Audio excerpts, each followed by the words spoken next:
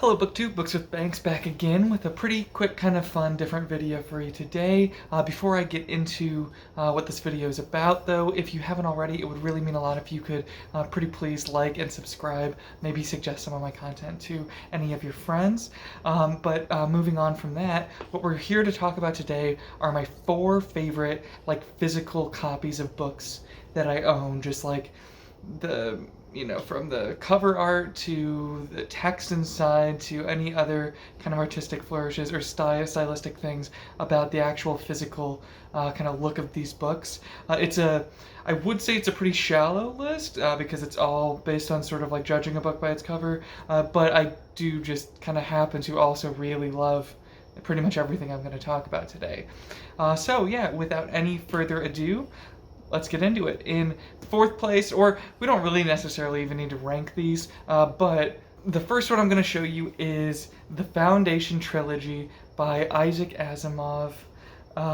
This is published by Bantam Books in the Barnes & Noble Collectible Edition series in November 2011. This is the first way that I read this book.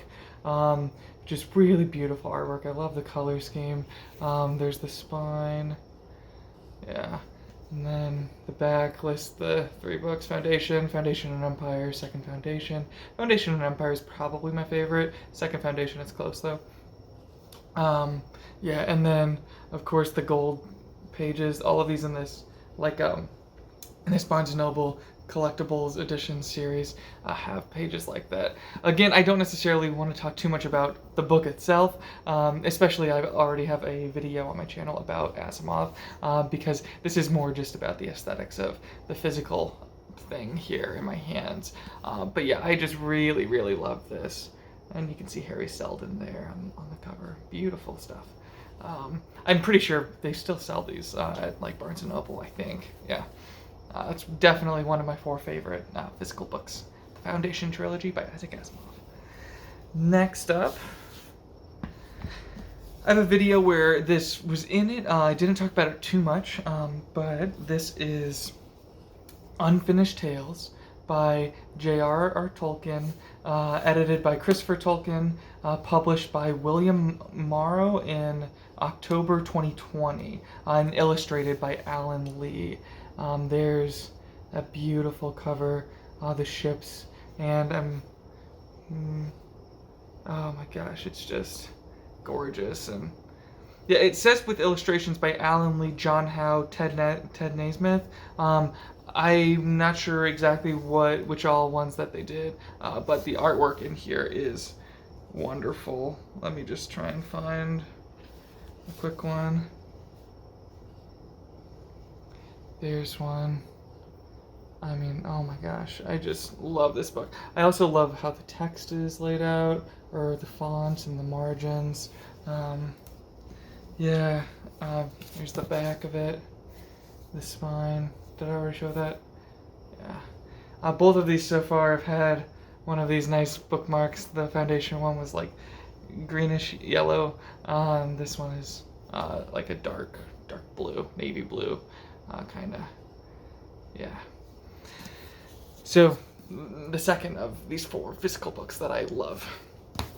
The third one, this one's a little strange. It's the only one of these that isn't fantasy or sci-fi. This was a Christmas present a few years ago because of what I was researching in college, a paper that I was writing about an interesting historical figure, a man named T.E. Lawrence. Some of you might be familiar with the film Lawrence of Arabia and everything he did over there. So this is a book that was published in 1926, this edition. And this is called this is called 7 Pillars of Wisdom. It's by T.E. Lawrence, and it was privately published in 1926, and then later published more widely 1935. This is an old version from the 20s. I mean, you can see it's not in terrific shape, but yeah, there's the title, 7 Pillars of Wisdom, T.E. Lawrence. The front says, the sword also means, or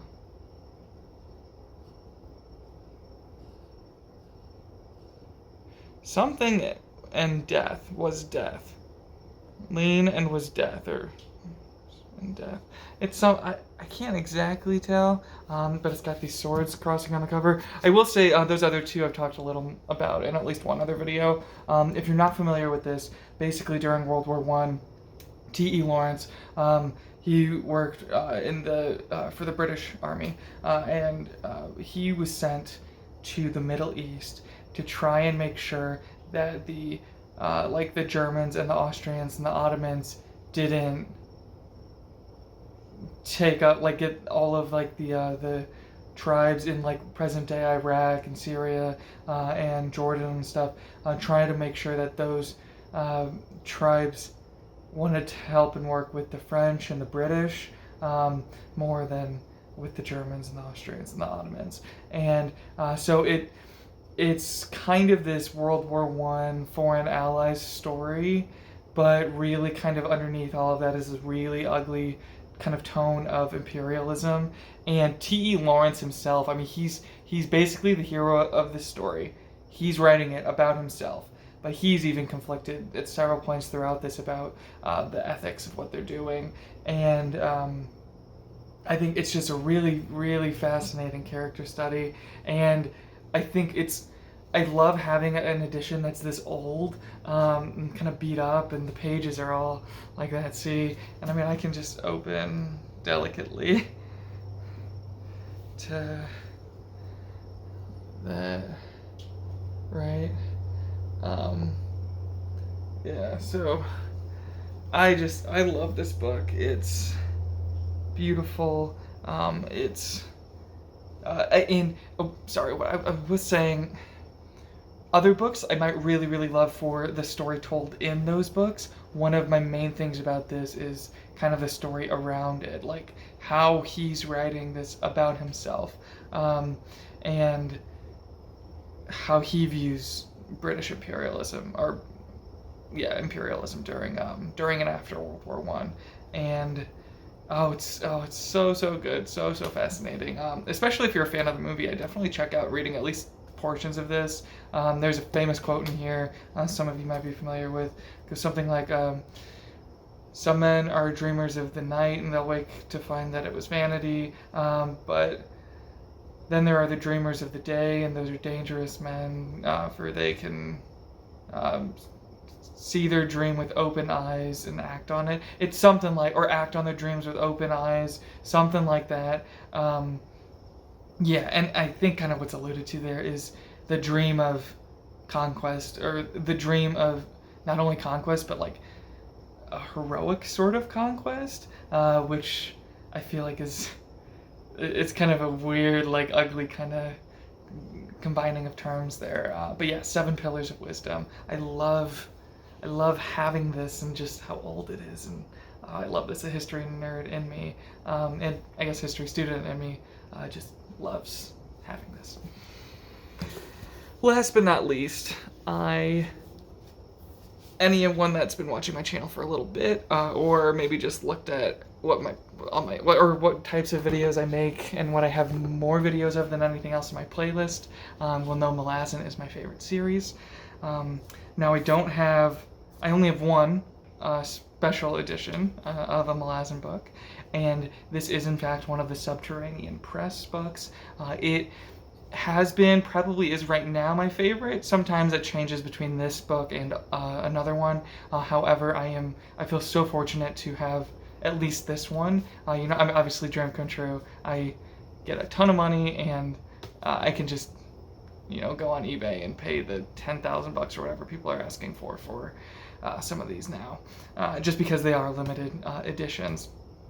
So basically, if you're not familiar with Erickson's main 10 book, Malazin Book of the Fallen series, Subterranean Press commissioned artists for these special editions and special bindings, special lettering inside, like really, really beautiful, wonderful production. And they did 500, I believe, 500 printings of the 500 limited number printings, and then they did 52 limited lettered printings. I don't have one of the lettered ones, and I think some of those have some extra artwork too. I don't have a lettered one, but I do have number, let's see, I should know what number this is. I have number 496 of Reaper's Gale by Steven Erikson. It's beautiful. Beautiful book. This is, and all of these were signed by Mr. Erikson as well. And this is, as I said, published by Subterranean Press. This one came out in 2017. The cover illustrations and illustrations inside are by Tommy Arnold. I think it's beautiful. If you're familiar with the series, you'll know who that is. I don't want to say, because I think that in and of itself could be a spoiler, but that character is making a very difficult, nearly impossible shot with a bow right there. And that is just from one of the incredible stories in a book full of, 1,000-page book full of incredible stories. Let me just find illustration. There's a certain mage that fans of the series know and love, doing some magery underwater. And there you can also see kind of a little how the text is laid out, the margins, the line at the top. Beautiful, beautiful stuff. Let me see if I can find some of my other favorite artwork.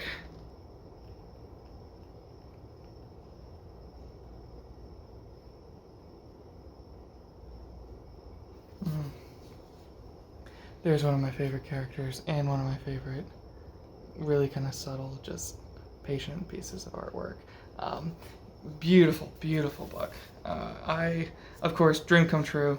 I could get my hands on even one more of these, would be amazing. But for now, I am content to have at least gotten my hands on this one. I love this book so much. I love the physical book. I actually love the book itself so much. Yeah, Reaper's Gale, Book 7, and Steven Erikson's Malazin Book of the Fallen, the Subterranean Press edition. Beautiful, beautiful. Okay, sorry. I'm done gushing about my favorite 4 physical books. All that said, thank you so much for watching. Please share down below if there are any editions of books that you would really love to have, any that you do have and that you might keep in like a special case or something.